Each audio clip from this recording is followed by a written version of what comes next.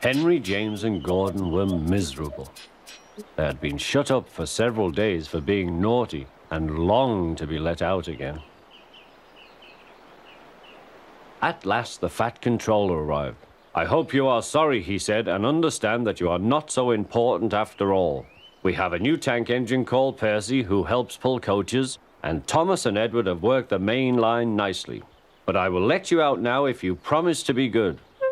"Yes, sir," said the three engines, "we will." "That's right, but please remember that this no shunting nonsense must stop." He then told Percy, Edward, and Thomas that they could go and play on the branch line for a few days. And they ran off happily to find Annie and Clarabelle at the junction. The two coaches were so pleased to see Thomas again. Edward and Percy played with trucks. "Stop, stop, stop," screamed the trucks as they were pushed into their proper sidings. But the two engines laughed and went on shunting till the trucks were tidily arranged.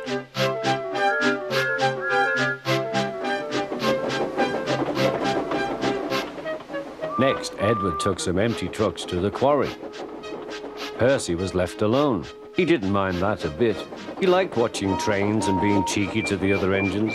"Hurry, hurry, hurry," he would call, and they got very cross.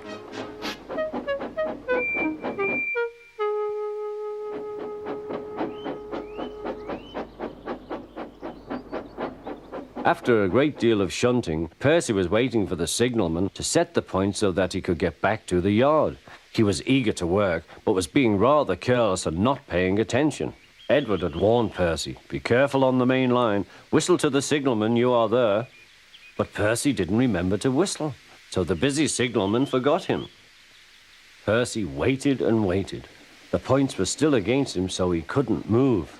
Then he looked along the main line. Peep, peep! He whistled in horror, for rushing straight towards him was Gordon with the express. "Oh!" groaned Gordon. "Get out of my way!"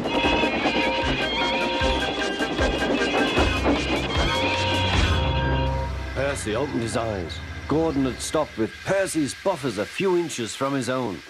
But Percy had begun to move. "I won't stay here. I'll run away," he puffed.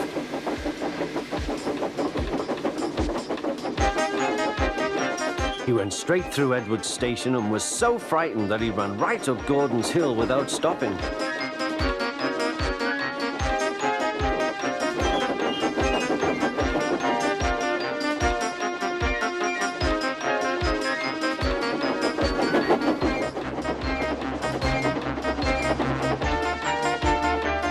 After that, he was tired, but he couldn't stop. He had no driver to shut off steam and apply the brakes. "I want to stop, I want to stop," he puffed.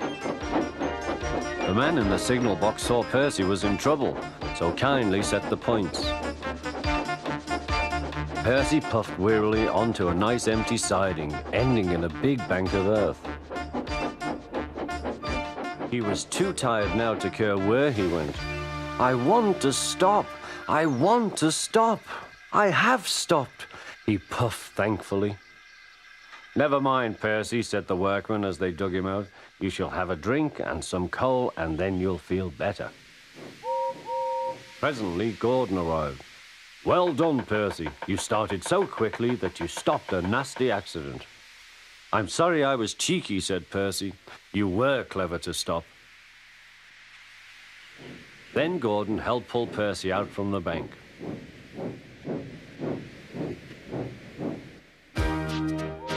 Percy is still cheeky because he is that sort of engine, but he is always most careful when he goes on the main line.